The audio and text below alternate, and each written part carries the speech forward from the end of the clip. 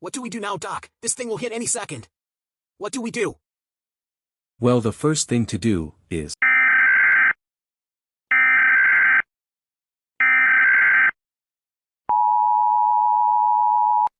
Emergency Alert System. This is a national emergency message issued by the Federal Emergency Management Agency, the National Oceanic and Atmospheric Administration, and the Department of Homeland Security, effective immediately Friday 2:10 a.m. Eastern Standard Time. Alert type: Geomagnetic storm warning extreme. A massive coronal mass ejection CME and an extremely powerful solar flare were observed on the Sun at 10:22 a.m. Eastern Standard Time Thursday.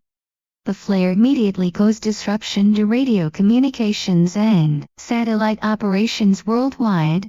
The CME is projected to impact Earth's magnetosphere in less than an hour at approximately 3 a.m. Eastern Standard Time Friday. Early contact with detection satellites indicates it carries a strongly southward magnetic field, which significantly increases the potential for severe impacts to infrastructure and communications systems. Expected worldwide impact window: 3 a.m. Friday to 6 p.m. Saturday, Eastern Standard Time. Peak effects expected between 4:30 a.m. and 10 p.m. Eastern Standard Time. Impacts may include widespread power grid instability, with high-voltage transmission lines and transformers at risk of failure, and regional blackouts likely in some areas. Satellite outages and GPS degradation. Disruption to satellite-based communications and navigation systems, with GPS signal loss and errors of several kilometers possible.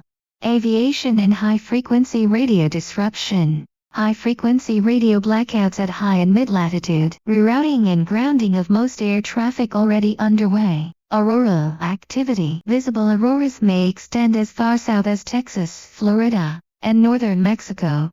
These are the recommended actions you should take. Charge essential devices and have backup power sources ready. Avoid reliance on GPS for navigation during the impact period. Disconnect sensitive electronics if not in use. Please be aware utilities and emergency services are on high alert and may initiate controlled grid shutdowns to protect equipment. Hospitals, water treatment plants, and emergency response centers will be operating under contingency protocols. This is a precautionary alert issued to preserve life and infrastructure. Stay tuned to this station for official information. Do not call 911 except for true emergencies. This concludes this emergency alert system message. Are we back? We're back. Okay. This is KRCK FM 99.8, your classic rock station. I'm Mike, your rocking midnight host, here with news anchor Melissa May. We've suspended programming to keep you informed during this crisis. If our signal is weak, it's because we're on emergency backup power. And we're using equipment that hopefully will survive this solar apocalypse or whatever it is and allow us to stay on the air. The engineers tell me our FM broadcasts will still carry after the CME hits, at least citywide. And thanks to that massive rebuild we had to do last year when our facilities got wiped out by lightning and all the moolah we spent on protection so that wouldn't happen again, we should be fine. Maybe. Let's hope more than maybe, Mike. Before the emergency alert, we were talking with Dr. Greg Brown, an astronomy expert from the university. He's been explaining about this coronal mass ejection and what it means. We lost contact with him, but we're trying to get him back. Hopefully he can tell us why a southward magnetic field is apparently a bad thing. While we're waiting for Dr. Brown, we'll report the available news. The solar flare that hit the Earth at the start of this is still making communications difficult and much of our information is spotty, so please bear with us. Worldwide, most nations are shutting down their power grids just as the US is doing. Many places have already gone dark. All airline flights are grounded. The astronauts are sheltering in a radiation-shielded part of the space station. GPS and communications are unreliable. There is widespread confusion and uncertainty and fear. In the US, airline and train travel has been halted. All power plants and nuclear reactors are shutting down. Cell phone and internet networks are overloaded. Military and government leaders are in prepared locations with secure communication facilities to coordinate operations. Speaking from the White House a half hour ago, the president addressed the nation, urging all Americans to stand together and face this challenge with resolve and courage, strength and solidarity. Highways are clogged, despite authorities urging people to stay home. And there have been reports of rioting and looting in many cities. But none of that here. That we know of. True. Okay, here's the local stuff. First, folks. Seriously, don't. Call 911 unless you have an actual emergency. The call centers are being slammed.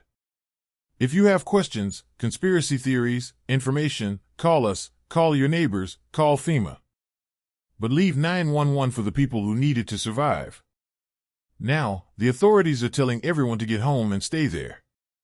The CME is supposed to hit around midnight here on the West Coast and will light up the sky. The power is off citywide. This is to protect the power grid. I've heard it's going to be down at least 24 to 48 hours, maybe longer. If you need electrical medical equipment like oxygen concentrators or respirators or ventilators or those breathing machines people use at night and you don't have a generator, then pack a bag and take your machine to Palo Mountain Medical or St. Ignatius Hospital. They've got emergency power, you can use it there. What they don't have is enough spare units, which is why you have to take yours. If you can't move your machine by yourself, call friends, family, neighbors, a church group, whoever. If you need medically assisted transport, arrange it through the hospital or your doctor. Not 911 people. Ambulance and paramedic crews are already backed up, so don't expect immediate help. Treat this as the mother of all power outages. Sorry to interrupt, Mike, but we've got Dr. Brown back. Dr. Brown, are you there? Yes, Melissa. I had to switch to a landline, but I'm here. Fantastic. Dr. Brown, can you tell us why this CME pointing southward is such a big deal? And keep it simple for those of us without science degrees. Can do. As I said before, a coronal mass ejection or CME is an enormous blast of solar particles, thrown out by the sun in an eruption like shrapnel in a cosmic explosion. Instead of steel fragments, though, it's a storm of electrically charged particles, all moving together in a huge swirling magnetic field. Here's where it gets important. That magnetic field has a direction. You can think of it as pointing north or south, like a giant bar magnet. Earth's magnetic field, our magnetosphere, also has a direction. It points north. And just like when you played with magnets as a kid, the way those fields line up matters. If the CME's magnetic field is northward, it resists interacting with Earth's, kind of like magnets pushing each other away. But if it's southward, the fields connect. This is called magnetic reconnection, and it's like throwing open the gates. Energy pours into our magnetosphere, potentially overloading satellites, frying power grids, and wiping out communications. A southward CME means Earth takes the hit full force. And that's bad news. What sort of bad news? How bad are we talking about? I mean, from the way some people have been talking, it's as if we're going to be knocked back to the Stone Age. No, just back to the 19th century. Which ironically is when this happened before. 1859, that year an astronomer named Carrington saw a huge explosion on the sun. It caused a powerful CME that hit the Earth hours later. The northern lights were so bright you could read a newspaper outside at midnight. But the telegraph lines, wires strung up on poles, they absorbed those charged particles and became electrified. Hot. Burned down poles and buildings. The telegraph was the most sophisticated technology back then, and the CME overloaded it. They had just a few thousand miles of overhead wire then. We've got millions of miles, now. This is going to be like the 4th of July, and the power grid is going to be the fireworks. What? How? You're joking. I wish I was.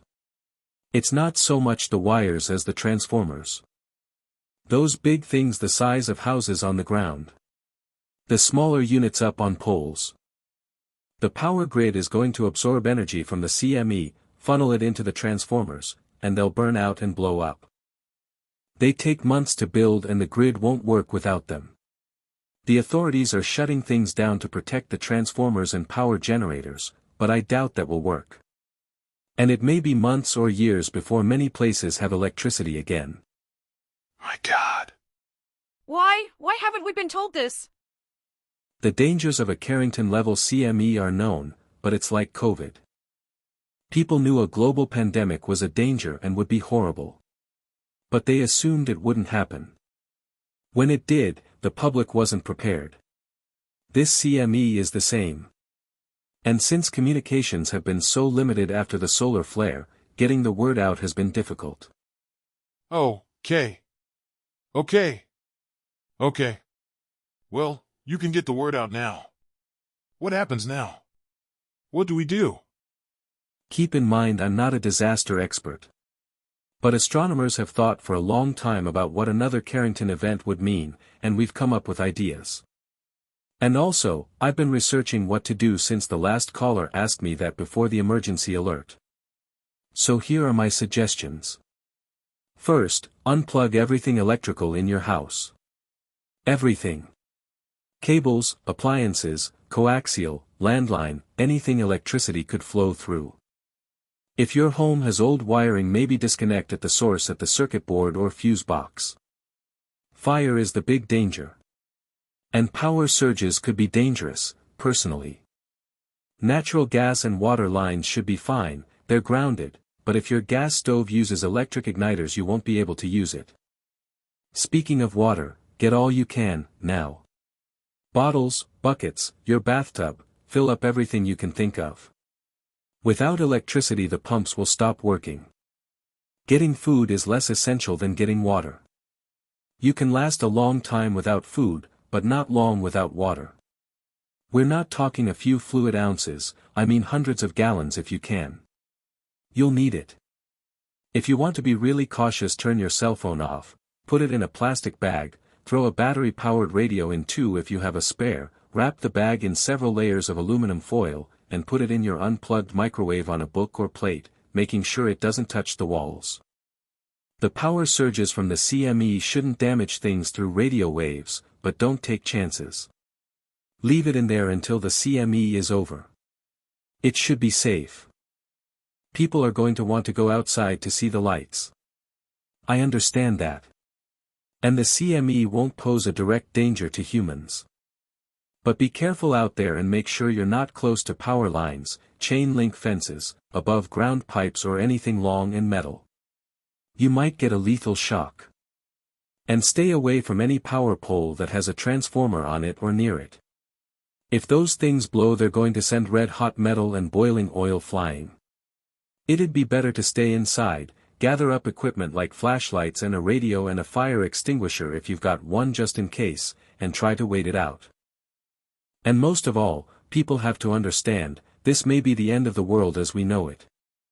What? The modern world runs on electricity. Food, water, transport, communication, medical care, everything. Cut the electricity off, all that stops. And people suffer. And die. If this CME does as much damage to the world's power grids as I think it will, millions are going to die. Hundreds of millions. Maybe billions. Are you sure? If the grid goes down and stays down, I'm sure. And I'm going to be one of those billions. I'm an insulin-dependent diabetic. With the power off, production of insulin and most other drugs is going to cease. If the grid isn't repaired quick, once my current supply runs out, I'll be dead in a week. Dr. Brown, Or perhaps everything will be all right and the grid will survive. But I'm not betting on it and I don't think anyone else should.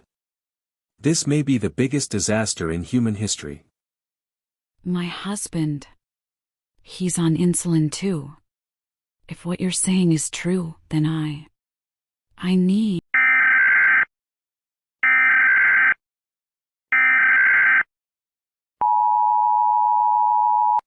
This is an emergency message from the United States government. A severe solar storm is imminent. A large coronal mass ejection or CME will impact Earth within the next 5 minutes. Strong electromagnetic interference is expected. Widespread disruption to power grids, communications, and satellite systems is likely.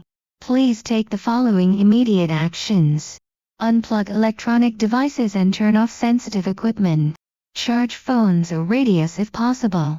Secure backup lighting and water supplies. If you have a vehicle, consider disconnecting the battery temporarily. This event may disrupt electricity, internet, and phone and emergency services for hours to days. Remain calm, protect yourself and your household. Further updates will be provided if communication systems remain available. This is not a test. This is not a test. Repeating, a powerful solar storm will impact Earth in approximately 5 minutes. Take protective action now. Dang, that robot girl is cold. Anyway, welcome back. During the emergency broadcast, we lost Dr. Brown again. He had to hang up and disconnect the phone before the CME hit. And we lost Melissa May. She took off to try to get home to her family while there was still time, which may have been the smartest decision she could make. I can only hope the CME doesn't mess with her car and she's able to get home safely through a blacked-out city. I and our station engineers Raj and Kyle are staying put. We're going down with the ship, I guess. They want to power down the station for a while so they can be sure the CME isn't going to overload the system. So this is KRCK FM 99.8 on your dial, signing off the air temporarily. I hope. Stay tuned and I'll speak to you all later if possible. Good night, good luck, good thoughts.